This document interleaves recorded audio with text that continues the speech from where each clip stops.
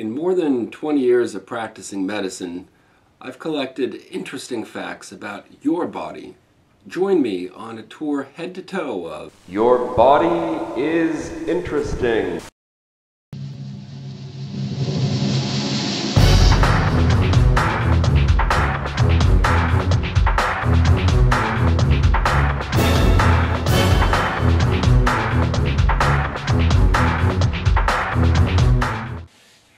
bringing us finally to your extremities.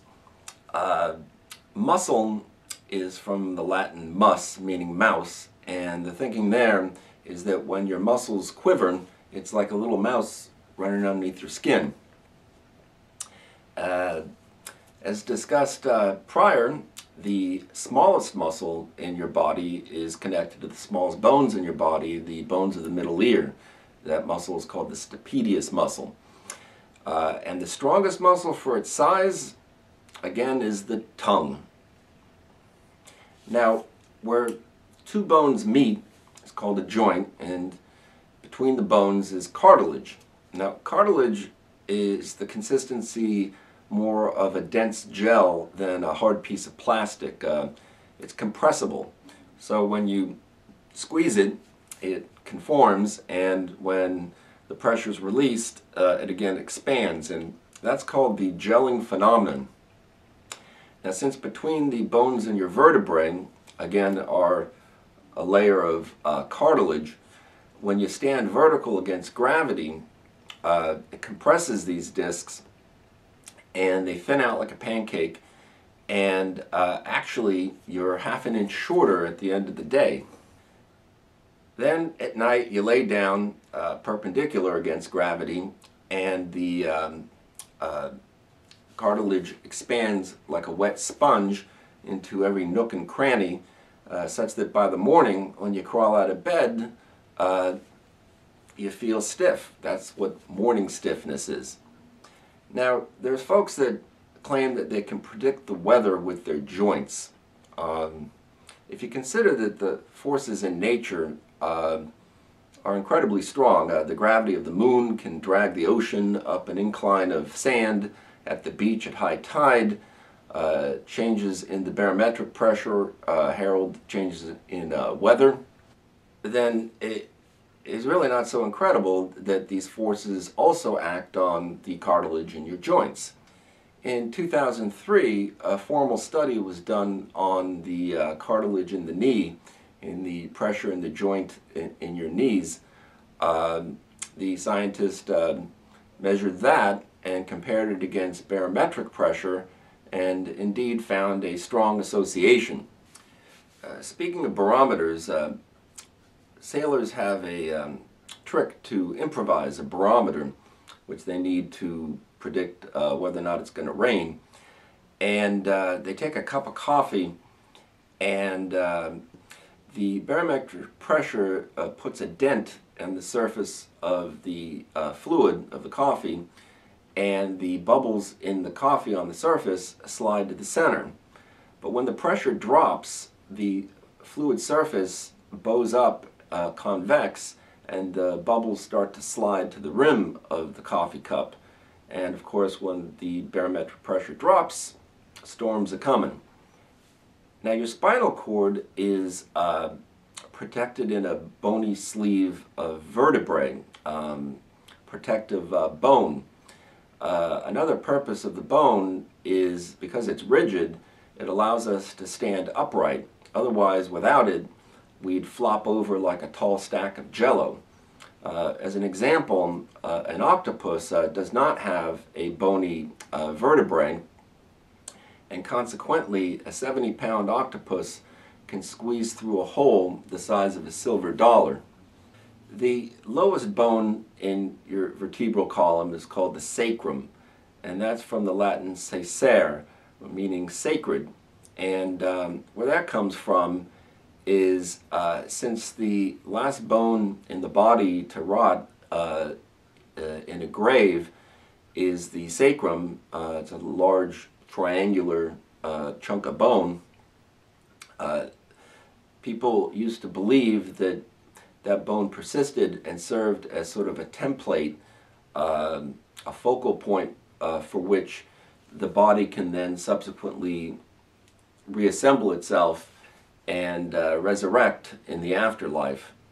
There's a Da Vinci sketch of a man standing in a circle with his arms outstretched, and it's used to demonstrate the point that the distance fingertip to fingertip of outstretched arms is the same as your height head to foot.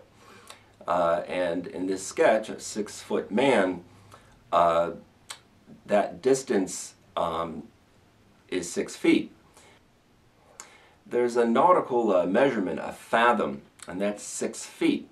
And where that comes from is the way sailors used to measure the depth of the floor of a body of water is they'd throw a rope with a weight on it over the side and then feed it through fist over fist at arm's length, and that distance is 6 feet.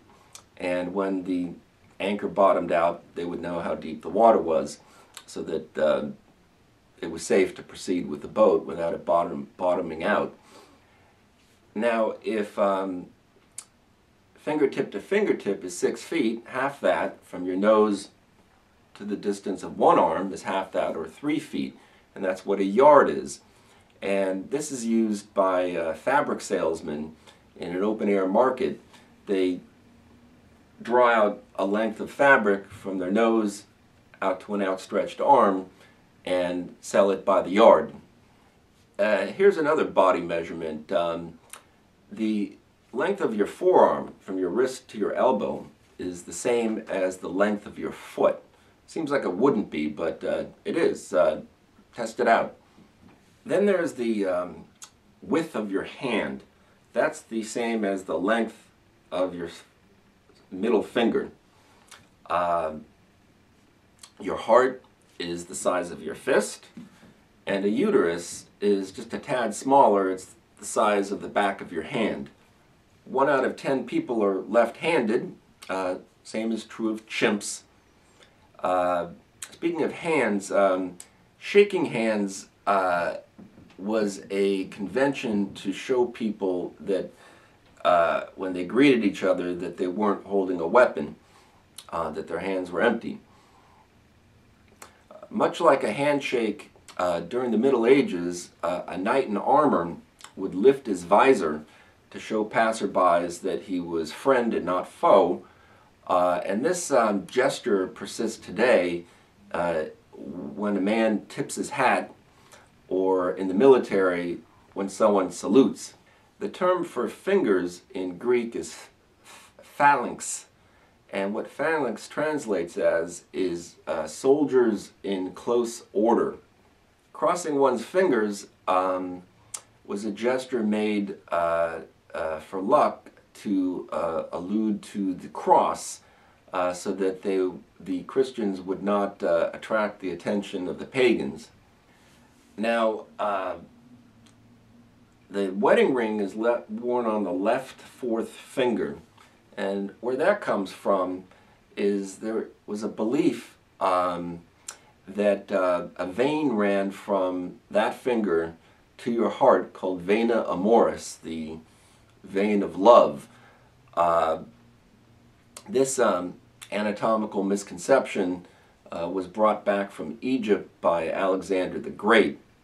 Before that, people wore their wedding ring on their right hand, and the reason was that since most people were right-handed, left was considered aberrant, even evil. In fact, the Latin sinestrum for left is the stem of the word sinister.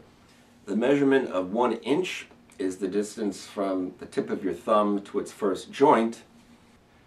The thumbs up sign comes from medieval times, when it was a gesture alluding to